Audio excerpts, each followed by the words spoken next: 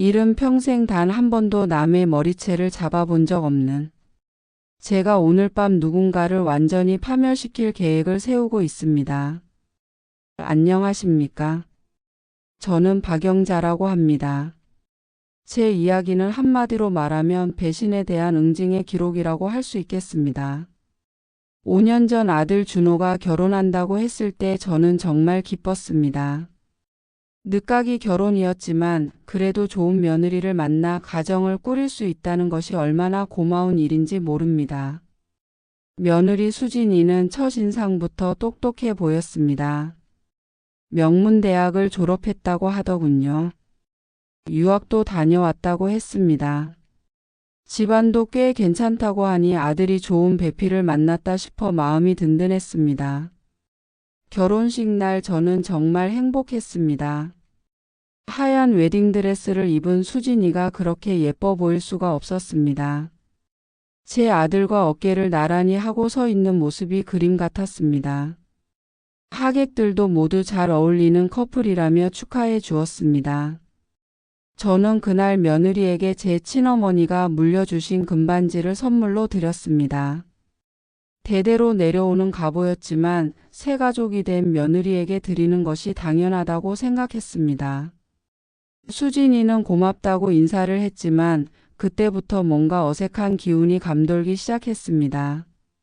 신혼여행을 마치고 돌아온 뒤부터 며느리의 태도가 조금씩 변하기 시작했습니다. 처음에는 아주 미묘한 변화였습니다. 제가 전화를 걸면 받지 않는 경우가 많아졌습니다.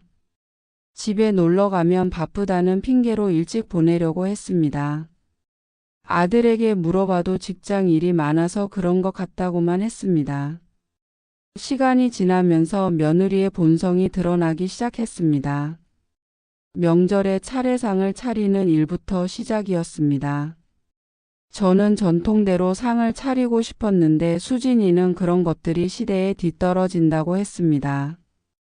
요즘 젊은 사람들은 그런 것 안 한다고 하면서 간소하게 하자고 했습니다. 아들은 어머니 말씀도 들어야 하지 않겠냐고 했지만 수진이는 자기 집안은 원래 그렇게 안 한다며 우겨댔습니다. 그래도 저는 참았습니다. 시대가 바뀌었으니 며느리 말에 맞춰줘야 한다고 생각했습니다. 하지만 이것은 시작에 불과했습니다. 수진이는 점점 더 노골적으로 제게 불만을 표시하기 시작했습니다. 제가 만든 음식은 짜다고 했습니다. 제가 사온 옷은 촌스럽다고 했습니다. 제가 하는 말은 잔소리라고 했습니다. 가장 충격적이었던 것은 작년 추석 때 일입니다. 저는 며느리가 좋아할까 해서 일주일 전부터 준비를 했습니다. 전을 부치고 나물을 무치고 갈비찜을 정성껏 만들었습니다. 하지만 수진이는 와서 한마디 했습니다.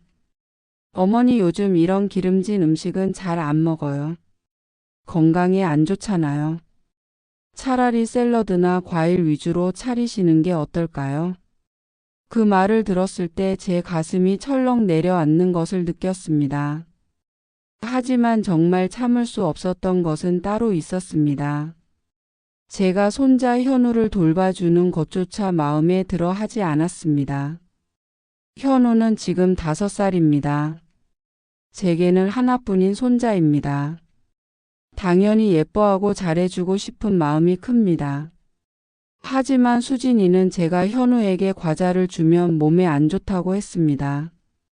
제가 현우와 놀아주면 아이가 버릇 없어진다고 했습니다. 제가 현우를 안아주면 너무 응석바지로 키우면 안 된다고 했습니다. 어느 날은 제가 현우에게 전래 동화책을 읽어주고 있었는데 수진이가 와서는 그런 옛날 이야기 말고 영어책을 읽어달라고 했습니다. 할머니 목소리로는 발음이 좋지 않으니까 차라리 영어 교육용 영상을 틀어달라고 했습니다. 5살 아이에게 무슨 영어 교육입니까? 저는 어이가 없어서 말이 나오지 않았습니다. 그런 일들이 반복되면서 저는 점점 우울해졌습니다. 아들에게 이야기해도 수진이는 아이 교육에 관심이 많아서 그런 것이라고만 했습니다. 며느리 편만 들었습니다. 저는 혹시 제가 너무 예민한 건 아닌가 하는 생각도 들었습니다. 그래서 더욱 참고 견뎌봤습니다. 하지만 지난달에 일어난 일은 정말 용서할 수 없는 일이었습니다. 제가 감기에 걸려서 고생하고 있을 때였습니다. 혼자 사는 노인이 아프면 얼마나 막막한지 모릅니다. 아들에게 전화해서 병원에 좀 데려다 달라고 했습니다. 하지만 아들은 회사 일이 바빠서 못 간다고 했습니다.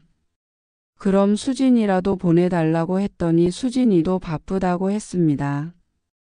결국 저는 혼자 병원에 다녀왔습니다.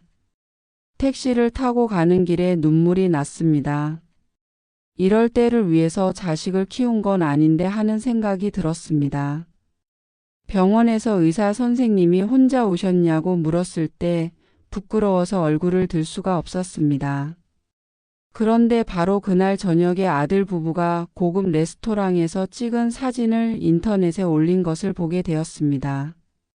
동네 아는 분이 알려주셨습니다. 결혼기념일 축하한다면서 비싼 음식 사진을 자랑하듯이 올려놓았더군요. 어머니는 병원에 혼자 가게 해놓고는 자기들끼리 좋은 시간을 보내고 있었던 겁니다. 그때 제 마음속에서 뭔가가 완전히 부서지는 소리를 들었습니다. 참고 또 참았던 분노가 한꺼번에 터져 나오려고 했습니다. 하지만 저는 그 자리에서 참았습니다. 대신 차분하게 계획을 세우기 시작했습니다. 이제는 감정적으로 대응할 때가 아니라는 것을 깨달았습니다. 저는 우선 며느리가 어떤 사람인지 정확히 알아보기로 했습니다. 결혼할 때 들었던 이야기들이 과연 모두 사실인지 확인해보고 싶었습니다.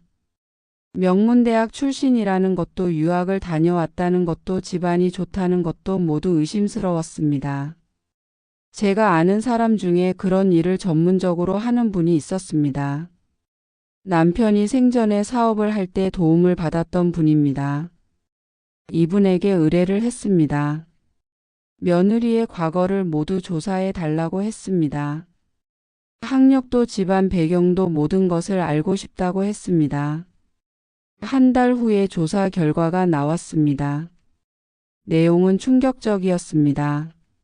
며느리가 말한 것들 중에 사실인 것은 거의 없었습니다.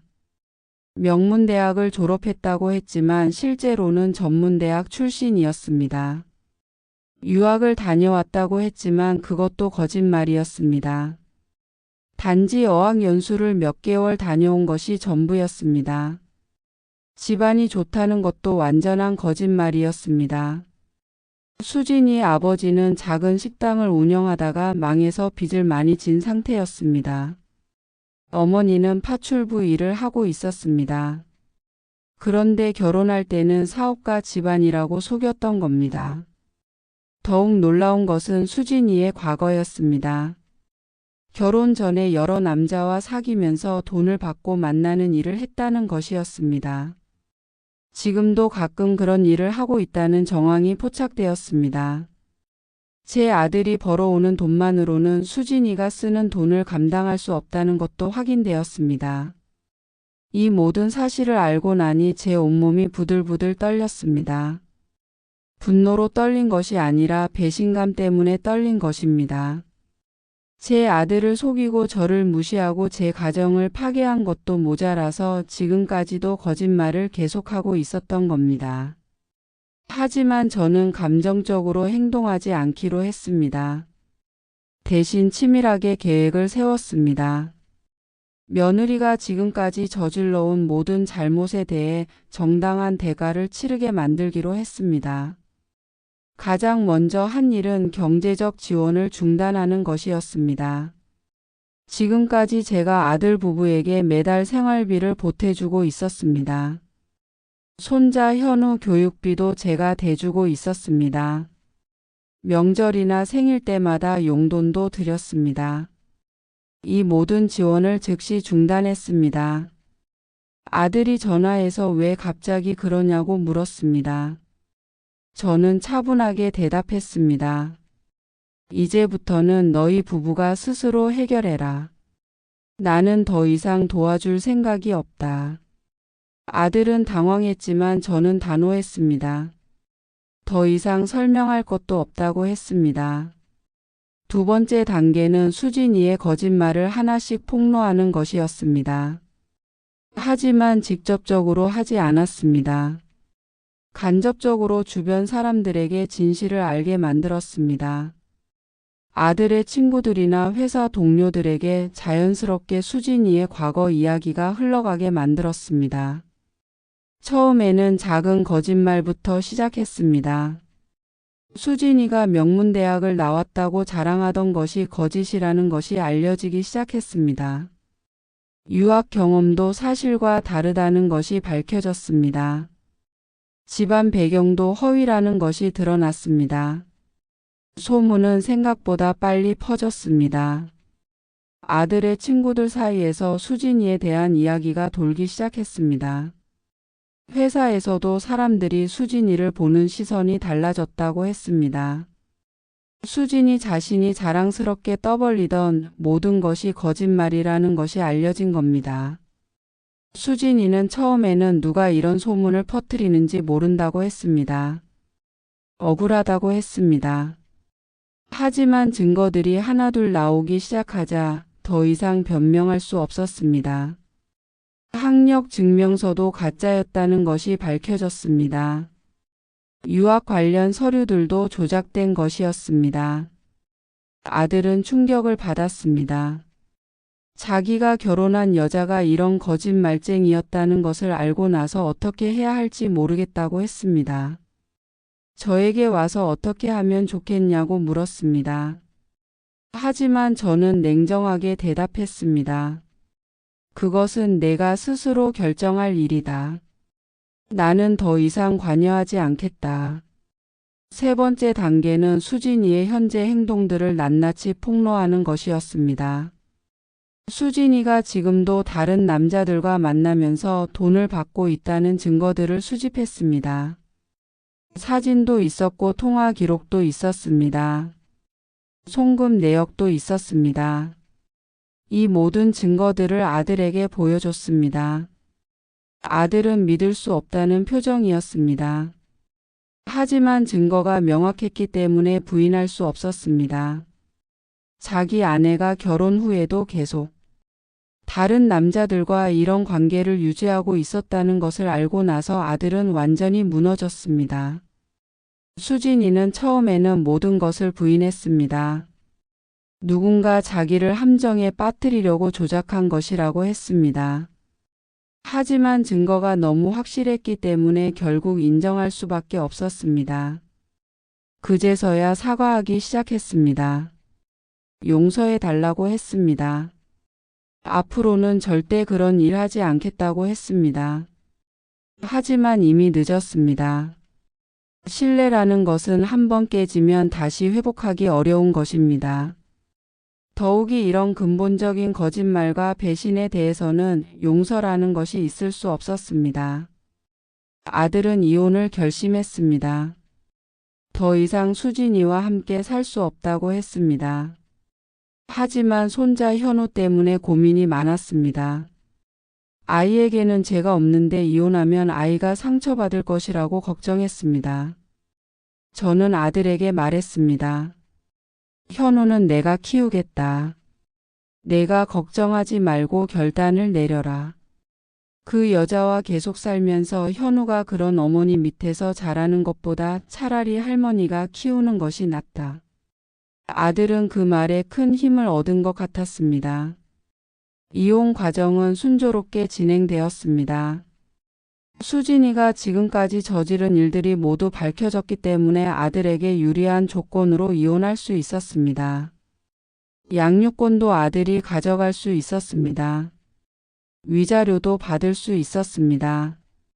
수진이는 결국 집을 나갔습니다. 마지막까지도 용서해 달라고 했지만 저는 단 한마디도 하지 않았습니다. 그 여자가 지금까지 제게 한 모든 행동들을 생각하면 용서라는 말이 나올 수 없었습니다. 현우는 처음에는 엄마가 왜 없어졌는지 이해하지 못했습니다. 하지만 아이는 적응력이 빠른지 곧 할머니와 아빠와 함께 사는 생활에 익숙해졌습니다. 오히려 전보다 더 밝아진 것 같았습니다. 수진이가 있을 때는 항상 긴장하고 있었는데 이제는 편안해 보였습니다. 아들도 처음에는 힘들어했지만 시간이 지나면서 안정을 찾았습니다. 수진이와 함께 살 때는 항상 스트레스를 받았는데 이제는 평온해 보였습니다. 일에도 더 집중할 수 있게 되었다고 했습니다. 저는 이 모든 과정을 지켜보면서 복수가 무엇인지 깨달았습니다. 복수라는 것은 감정적으로 화를 내고 소리를 지르는 것이 아닙니다. 차분하게 계획을 세우고 정확한 사실을 밝혀내어 정의를 실현하는 것입니다. 거짓말쟁이는 결국 자신의 거짓말 때문에 무너지게 되어 있습니다. 저는 단지 그 과정을 조금 앞당겼을 뿐입니다. 지금 저는 아들과 손자와 함께 평화로운 일상을 보내고 있습니다. 수진이라는 독소가 빠진 우리 가정은 예전보다 훨씬 따뜻하고 행복합니다. 현우는 할머니의 사랑을 듬뿍 받으면서 건강하게 자라고 있습니다. 아들도 다시 효자가 되었습니다. 가끔 수진이가 어떻게 지내는지 궁금할 때도 있습니다. 하지만 그것은 순간적인 호기심일 뿐입니다. 저는 더 이상 그 여자와는 아무 상관없는 사람입니다. 제 인생에서 완전히 지워버린 존재입니다. 이제 저는 남은 인생을 손자와 함께 행복하게 보낼 계획입니다. 현우가 바르게 자라도록 최선을 다할 것입니다. 아들도 좋은 사람을 다시 만나서 행복한 가정을 꾸리기를 바랍니다. 이번에는 제대로 된 며느리를 만나기를 바랍니다. 복수는 끝났습니다. 정의는 실현되었습니다. 이제 저에게 남은 것은 평온한 일상과 가족에 대한 사랑뿐입니다. 그것으로 충분합니다. 저는 지금 제 인생에서 가장 만족스러운 시간을 보내고 있습니다. 진실은 결국 밝혀지게 되어 있고 거짓말은 언젠가 탄로나게 되어 있습니다. 저는 그것을 증명했습니다. 하지만 제 복수는 여기서 끝나지 않았습니다. 수진이가 집을 나간 지 석 달쯤 지났을 때 뜻밖의 소식을 들었습니다. 수진이가 새로운 남자를 만나 다시 결혼 준비를 하고 있다는 것이었습니다. 그것도 자신의 과거를 숨긴 채로 말입니다. 이 소식을 들었을 때 저는 다시 한번 분노가 치밀어 올랐습니다. 제 아들을 속이고 저를 모욕했던 것도 모자라서 또 다른 무고한 남자를 속이려 하고 있었던 겁니다. 이번에는 절대 그냥 넘어갈 수 없었습니다. 저는 다시 조사원에게 의뢰했습니다. 수진이가 만나고 있는 남자가 누구인지 알아보라고 했습니다. 그리고 그 남자에게 수진이의 진실을 알려주기로 결심했습니다. 무고한 피해자가 또 생기는 것을 막아야 했습니다. 조사 결과 그 남자는 꽤 괜찮은 사람이었습니다. 대기업에 다니는 과장급 직장인이었고 이혼한 후 혼자 살고 있었습니다. 수진이는 그에게도 자신이 명문대 출신이고 좋은 집안 딸이라고 소개했다고 했습니다. 전 남편과는 성격 차이로 이혼했다고 거짓말을 하고 있었습니다. 저는 익명으로 그 남자에게 편지를 보냈습니다. 수진이의 모든 과거와 진실을 담은 편지였습니다. 학력 위조부터 시작해서 결혼 생활 중 저지른 모든 일들까지 세세하게 적었습니다. 증거 사진들도 함께 동봉했습니다. 며칠 후 그 남자로부터 전화가 왔습니다. 편지를 보낸 사람이 저인지 확인하고 싶다고 했습니다. 저는 솔직하게 인정했습니다. 그리고 왜 이런 일을 했는지 자세히 설명해 드렸습니다. 수진이 때문에 제가 얼마나 고생했는지, 제 아들이 얼마나 상처받았는지 모두 말씀드렸습니다. 그 남자는 제 이야기를 듣고 나서 고맙다고 했습니다. 만약 제가 알려주지 않았다면 자신도 똑같은 피해를 당할 뻔했다고 했습니다. 수진이와는 즉시 관계를 정리하겠다고 약속했습니다. 그렇게 수진이의 두 번째 거짓 결혼도 무산되었습니다. 이제 수진이는 정말로 갈 곳이 없게 되었습니다. 그동안 자신이 저지른 모든 거짓말과 배신의 대가를 치르게 된 것입니다. 한편 저는 현우를 키우면서 새로운 보람을 찾았습니다. 수진이가 있을 때는 현우가 항상 위축되어 있었는데 이제는 완전히 달라졌습니다. 밝고 명랑한 아이로 변했습니다. 할머니에게 애교도 부리고 아빠와도 친하게 지냅니다. 현우는 저에게 자주 물었습니다. 할머니, 엄마는 언제 와요? 처음에는 어떻게 대답해야 할지 몰랐습니다. 하지만 아이에게는 진실을 알려주는 것이 맞다고 생각했습니다. 나이에 맞게 조심스럽게 설명해 줬습니다. 현우야, 엄마는 할머니와 아빠에게 나쁜 일을 많이 해서 더 이상 함께 살 수 없게 됐단다. 하지만 현우에게는 할머니와 아빠가 있으니까 걱정하지 마라. 현우는 고개를 끄덕이며 이해하는 듯 했습니다. 시간이 지나면서 현우는 엄마를 찾지 않게 되었습니다. 오히려 할머니와 아빠와 함께 있는 것을 더 좋아했습니다. 아이는 순수해서 진짜 사랑이 무엇인지 본능적으로 알고 있었던 것 같습니다. 아들 준호도 많이 달라졌습니다. 수진이와 이혼하고 나서 마음의 짐을 덜었는지 훨씬 밝아졌습니다. 회사에서도 업무에 집중할 수 있게 되어 승진까지 했습니다. 무엇보다 저에게 다시 효자가 되었습니다. 준호는 저에게 자주 고마워했습니다. 엄마가 아니었다면 저는 평생 그 여자에게 속아서 살았을 거예요. 정말 고맙습니다. 그럴 때마다 저는 뿌듯함을 느꼈습니다. 제가 한 일이 결국 옳은 일이었다는 확신이 들었습니다. 어느 날 준호가 새로운 여자친구가 생겼다고 했습니다. 이번에는 정말 좋은 사람이라고 했습니다. 저는 조금 걱정이 되었습니다. 또다시 수진이 같은 사람을 만나면 어떻게 하나 하는 생각이 들었습니다. 하지만 새로운 여자친구 민서를 만나보니 수진이와는 정반대의 사람이었습니다. 수수하고 정직한 사람이었습니다. 허세를 부리지도 않았고 거짓말도 하지 않았습니다. 현우를 대하는 태도도 진심으로 좋아하는 것 같았습니다. 민서는 저에게도 정중하고 친근하게 대했습니다. 수진이처럼 저를 무시하거나 업신여기지 않았습니다. 오히려 저의 경험과 지혜를 존중해 주었습니다. 요리도 배우고 싶다고 했고 현우 돌보는 것도 도와주겠다고 했습니다. 저는 민서를 보면서 이런 사람이야말로 진짜 며느리감이라는 생각이 들었습니다. 학력이나 집안 배경이 중요한 것이 아니라 사람됨이 중요하다는 것을 다시 한번 깨달았습니다.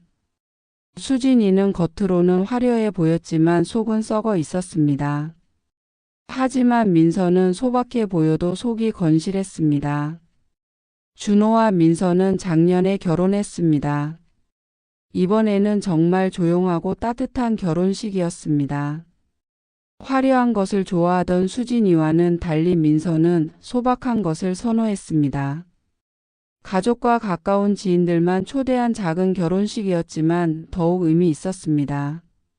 민서는 현우를 친자식처럼 돌봐줍니다.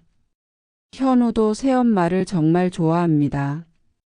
이제 저희 집에는 진짜 행복이 찾아왔습니다. 수진이가 있을 때와는 비교할 수 없을 정도로 평화롭고 따뜻합니다. 가끔 길에서 수진이를 마주칠 때가 있습니다. 예전처럼 화려하게 차려입고 있지만 어딘지 초라해 보입니다.